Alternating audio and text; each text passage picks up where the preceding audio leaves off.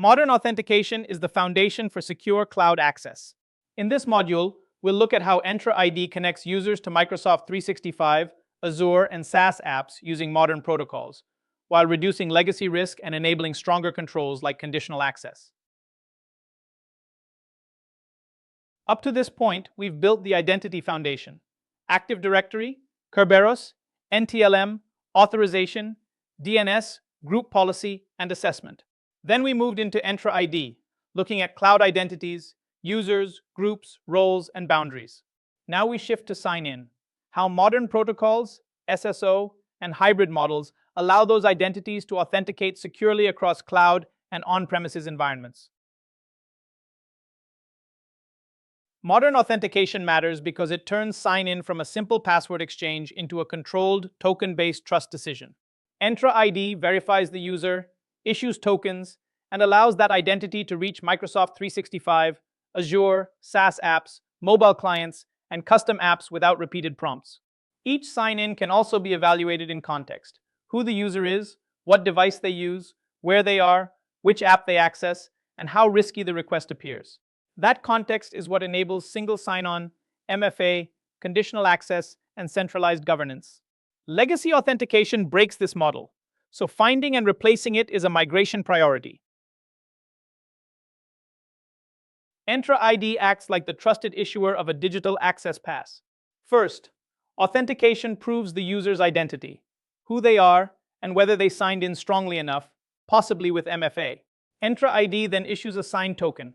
The application does not recheck the password, it reads the token. That token contains claims, such as user ID, tenant, roles, groups, app, scopes, and expiration. Authorization happens when the application uses those claims to decide what the user can open, change, or administer. OAuth 2.0 lets an application act with delegated permission instead of collecting and storing a user's password. The user signs in through the authorization server, such as Microsoft Entra ID, and the app requests specific scopes, such as reading mail or accessing profile data. If consent and policy allow it, the app receives an access token. That token is then presented to the resource server, such as Microsoft Graph, when the app calls an API. The key idea is limited authorization. The app gets only the permissions granted for a limited purpose and time. OAuth answers, can this app access something? OpenID Connect adds the missing question: who is the signed-in user?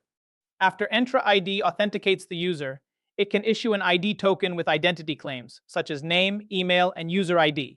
The application uses that token to create a trusted sign-in session. The app may still use OAuth access tokens to call APIs, but OIDC is what makes login and single sign-on work across web apps, mobile apps, and Microsoft Cloud services. SAML is the classic enterprise pattern for browser-based single sign-on. A user starts at a SaaS app, and the app redirects the browser to Entra ID as the identity provider. After the user is authenticated, Entra ID returns a signed SAML assertion to the service provider. That assertion says who the user is, and may include attributes or group information the app trusts. The important idea is federation. The app does not manage the password. It trusts Entra ID's signed statement, which is why SAML remains important for many legacy SaaS migrations. A useful way to compare these protocols is by job. OAuth 2.0 is for delegated API access. An app can call a service without owning the user's password. OpenID Connect builds sign-in on top of OAuth, making it the default for modern web, mobile, and single-page apps. SAML is older, but still common for browser-based enterprise SaaS federation. During migration, inventory every app's protocol. That shows what can support conditional access now and what needs modernization before stronger controls will work reliably. Single sign-on means the user proves who they are once, and Entra ID carries that trust to approved applications. After sign-in, Entra ID issues tokens and maintains a session, so Outlook, Teams, SharePoint, Azure, SaaS tools, and custom apps can accept the identity without asking for another password. This improves the user experience, but it also strengthens control. Access can still be evaluated against identity, device health, risk, location, and conditional access policies. SSO is not weaker security. It is centralized, policy-driven security with fewer interruptions. In a modern sign-in, the app and Entra ID have a controlled exchange. After the user signs in, MFA may be required, and Entra ID issues an access token for the app.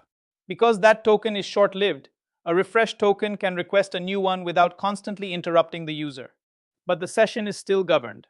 Policies can be rechecked when time passes, risk changes, the device becomes non-compliant, or browser persistence rules apply. That is how single sign-on stays convenient, while conditional access can still step in when needed. Hybrid identity comes down to where authentication trust lives.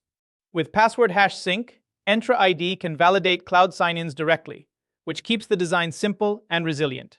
Pass-through authentication keeps password validation against on-premises Active Directory through agents, preserving that control but depending more on local availability. Federation redirects sign-in to a separate identity provider, such as ADFS, which allows maximum customization but adds the most infrastructure and complexity.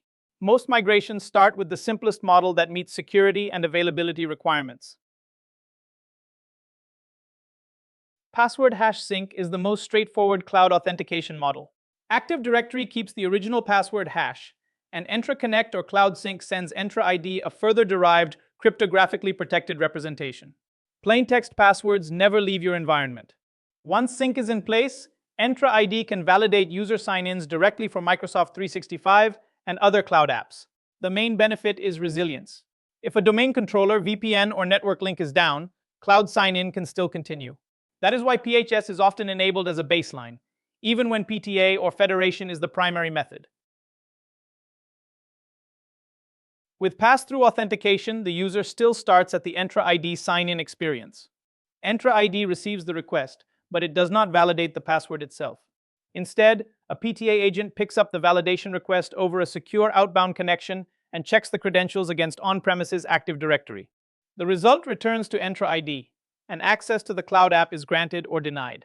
This model is useful when password verification must remain tied to AD. The trade-off is dependency. Agents, network connectivity, and domain controllers must be healthy, so multiple agents are needed for resilience. Federation is valuable when you need ADFS, complex claims, smart cards, or a third-party MFA design.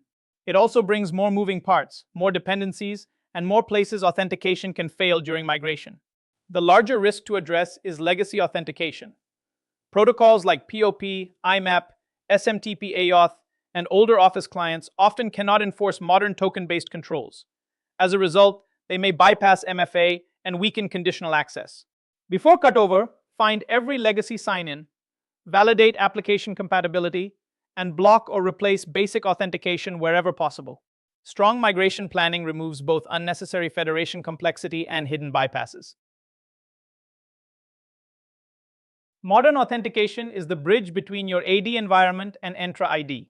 Protocols like OAuth, OpenID Connect, and SAML enable cloud SSO, while hybrid sign-in choices define your balance of simplicity, control, and resilience. The key warning is legacy authentication, because it can weaken MFA and conditional access. Next, we'll turn this architecture into practical security foundations.